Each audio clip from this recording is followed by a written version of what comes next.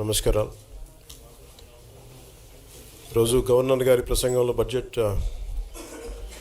సంబంధించిన ప్రసంగంలో గవర్నర్ గారు ప్రసంగిస్తున్నప్పుడు గత ప్రభుత్వంలో ఉన్న నాయకులు, వారి సభ్యులు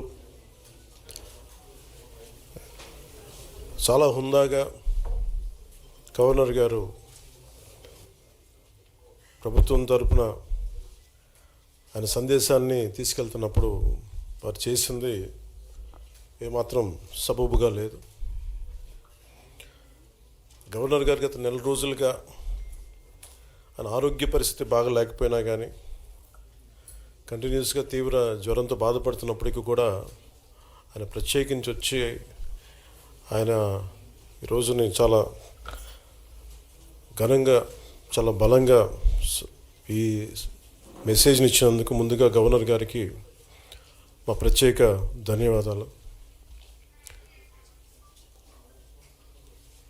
గవర్నర్ గారి ప్రసంగంలో వైసీపీ అగ్రనాయకత్వం కానీ, సీనియర్ నాయకులు కానీ, వారి ఎమ్మెల్సీ సభ్యులు కానీ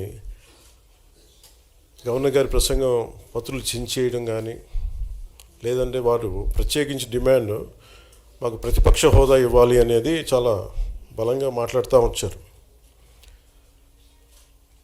ఇది అడిగితే వచ్చేది కాదు, అది ప్రజలు ఇస్తేనే వస్తుంది. బేసిక్గా ఒకటి హయ్యెస్ట్ మెజారిటీ ఎవరికి ఉంది వాళ్ళు ప్రభుత్వం ఫామ్ చేస్తారు. వాళ్ళకంటే నెక్స్ట్ స్టేజ్ ఎవరికైనా ఉంటే వాళ్ళకి ప్రతిపక్ష హోదా ఇస్తారు. అంతేగాని గతంలో మేము ప్రభుత్వాన్ని పరిపాలించాం కాబట్టి మా ప్రతిపక్ష హోదా ఎవరికి ఇవ్వరు.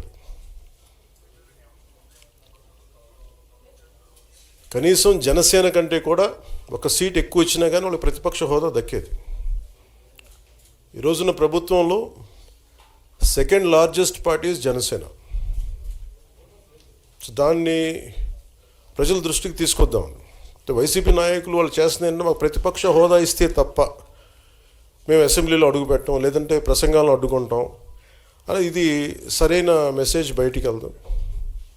ఇది సరైన విధానం కూడా కాదు. ఇది ప్రజలందరికీ తెలియజేయాలనుకున్నాం. ఇది ప్రతిపక్ష హోదా ఏ పరిస్థితిలో వస్తుందంటే మీకు రూలింగ్ పార్టీ కంటే కూడా అత్యధికంగా ఇంకొక సీట్లు వాళ్ళకంటే మీరు వస్తే దాని తర్వాత స్థానం మీకు వస్తే ఖచ్చితంగా ప్రతిపక్ష హోదా వాళ్ళకే ఉంటుంది. 21 సీట్లు ఉన్న జనసేన, 11 సీట్లు ఉన్న వైసీపీకి ప్రతిపక్ష హోదా ఎలా వస్తుంది? మేము వస్తే తప్ప మేము అసెంబ్లీకి రాము, ఇలా గవర్నర్ ప్రసంగాలను అడ్డుకుంటాం అనేది ఇది సరైనది కాదు. ఇది ప్రజలందరికీ కూడా తెలియచేస్తున్నాం ఈ సందర్భంలో.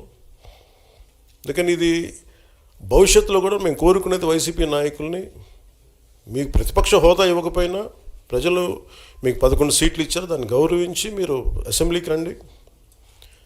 మీ స్థాయికి తగ్గట్టుగా మీకు మీకు ఎన్ని ప్రశ్నలు అడగాలో దాని తగ్గట్టుగా ఇస్తారు మీకు.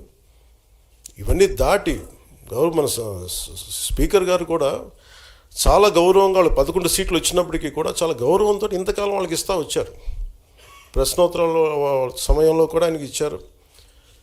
గతంలో కూడా ఇవన్నీ ఆయన రావడానికి కూడా ఆయన ఎలా రావాలి, ఏం చేయాలి, దానికి కూడా చాలా ఏమాత్రం ఇబ్బంది పెట్టకుండా గతంలో కూడా చేశారు. ఫస్ట్ మీరు మనకి గవర్నమెంట్ ఫామ్ అయిన తర్వాత కూడా వీటిని దృష్టిలో పెట్టుకొని వైసీపీ కొంచెం హుందాగా వ్యవహరించాల్సిన అవసరం ఉంది. వైసీపీ నాయకులకు కూడా మీకు బాధ్యత ఉంది.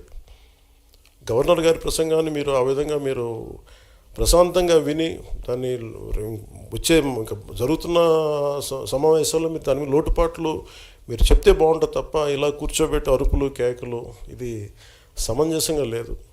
అంటే అర్ధాంతరంగా ప్రతిదానికి అసెంబ్లీలోకి రాగానే గొడవ పెట్టుకోవాలి, దేన్నైనా విభేదించాలనేది ఇది చాలా లో లెవెల్ ఆలోచన విధానం, లో లెవెల్ స్ట్రాటజీ. అది ప్లీజ్ మీరు అప్గ్రేడ్ అవ్వండి, మీరు అప్లిఫ్ట్ చేసుకొని మీరు కూర్చోబెట్టి డెమోక్రటిక్ ప్రాసెస్కి గౌరవం ఇవ్వండి. మనస్ఫూర్తిగా వైసీపీ నాయకులకి ఇది నా విన్నపం, నా విజ్ఞాపన. This what I would like to say. And నిజంగా కావాలి అంటే మీరు ఈ 5 సంవత్సరాల్లో మీరు ప్రతిపక్ష హోదా మీకు రాదు. అది మీరు మెంటల్గా ప్రిపేర్ అయిపోండి. 11 సీట్లతోటి మీకు ప్రతిపక్ష హోదా ఇవ్వబడదు, రాదు. ఎందుకంటే ఇట్ ఈస్ చంద్రబాబు గారు, గౌరవ ముఖ్యమంత్రి చంద్రబాబు గారు డిసైడ్ చేసేది కాదు, జనసేన డిసైడ్ చేసేది కాదు. దానికి రూల్స్ ఉన్నాయి, దానికి రెగ్యులేషన్స్ ఉన్నాయి, నామ్స్ ఉన్నాయి. ఉదాహరణకి నేనే ప్రభుత్వం, మన కేంద్ర ప్రభుత్వం ఫార్మేషన్కి మేము వెళ్ళినప్పుడు పార్లమెంటరీ లీడర్ని ఎన్నుకోవాలి మనం కూర్చున్నప్పుడు, ఎన్డీఏ పక్ష నాయకుడు ఎన్నుకోవాలనుకున్నప్పుడు నేను నాయకుల స్థాయిలో నేను కూర్చున్నాను.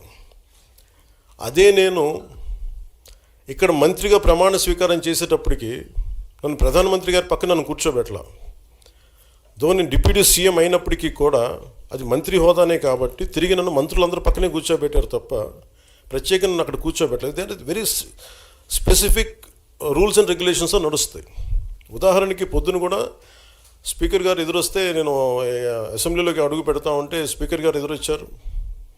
మనకి వచ్చి ఆయన కూడా ఆయనతో పాటు రండి అని వెళ్తుంటే ముందుకు తీసుకెళ్తుంటే నాకు అనిపించింది, సార్ ఇది డిప్యూటీ సీఎంకి ప్రోటోకాల్ ఉండదు, ఓన్లీ ముఖ్యమంత్రి గారు, స్పీకర్, మనకు కౌన్సిల్లో ఉండే చైర్మన్ ఆయనే మీరు చేయాల్సింది తప్ప ఇది మేము ఉండేది కాదని చెప్పి నేనే వెళ్ళిపోయాను. ఎందుకంటే మేమే ప్రోటోకాల్స్ బ్రేక్ ఎందుకు చేయమంటే మాకు లేని ప్రోటోకాల్ మేము అడగం.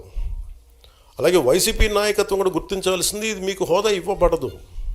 ఇది చంద్రబాబు గారు ఆప్ చేస్తేనే కాదు, ఇది ఎవరు ఆప్ చేసింది కాదు, మీకు ప్రజలు మీకు ఇవ్వలేదు. మీకు అది మీరు దృష్టిలో పెట్టుకొని మీరు ప్రవర్తించాల్సింది మనస్ఫూర్తిగా నేను వారిని కోరుకున్నాను. అంతేగాని వారిని ఎక్కడ అవమానం పరచాలని కానీ వారిని తగ్గించాలని కానీ లేదు.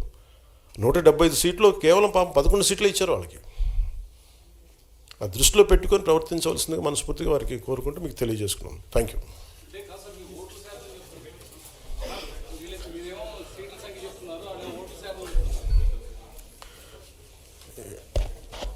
ఫస్ట్ అప్పుడు ఏం చేయాలంటే సార్,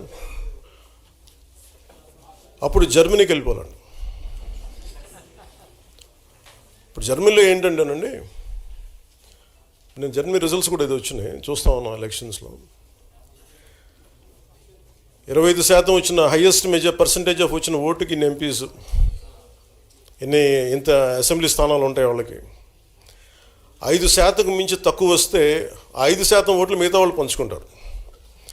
మనకు అలాంటి బెనిఫిట్ మనకు లేదు కాబట్టి మన రాజ్యాంగంలో లేదు. వాళ్ళు మంకు పట్టు పడితే they are free to go to Germany. Thank you.